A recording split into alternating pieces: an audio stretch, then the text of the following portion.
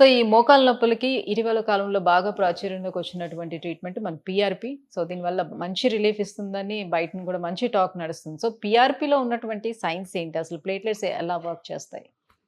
మీరు ఈ మధ్య అంటున్నారు. ఈ మధ్యది కాదు. పీఆర్పీ 40-50 సంవత్సరాల కానీ క్రితంది. ఇప్పుడే వెలుగులోకి ప్రాచుర్యం తీసుకొచ్చింది. పొందింది ఇప్పుడు. ప్రాచుర్యం. ఇప్పుడు అందరికీ తెలిసిపోయింది. సౌత్ ఇండియాలో మరీ ముఖ్యంగా, నార్త్ ఇండియాలో అంత లేదు.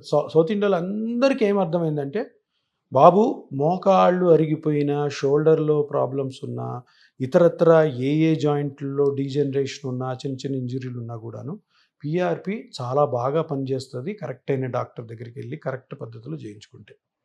దీంట్లో ఏం లేదమ్మా.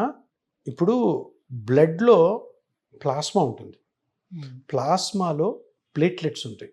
ప్లేట్లెట్స్ మీద ఆల్ఫా గ్రాన్యూల్స్ ఉంటాయి. ఆల్ఫా గ్రాన్యూల్స్ మీద గ్రోత్ ఫ్యాక్టర్స్ ఉంటాయి.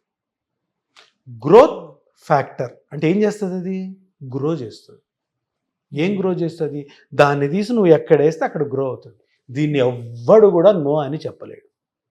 వేసే విధానము, ఎక్కడ వెయ్యాలి, ఎక్కడ వేస్తే అది నీకు నొప్పి రిలీవ్ చేస్తుంది అన్నది కనుక్కుంటే చాలు.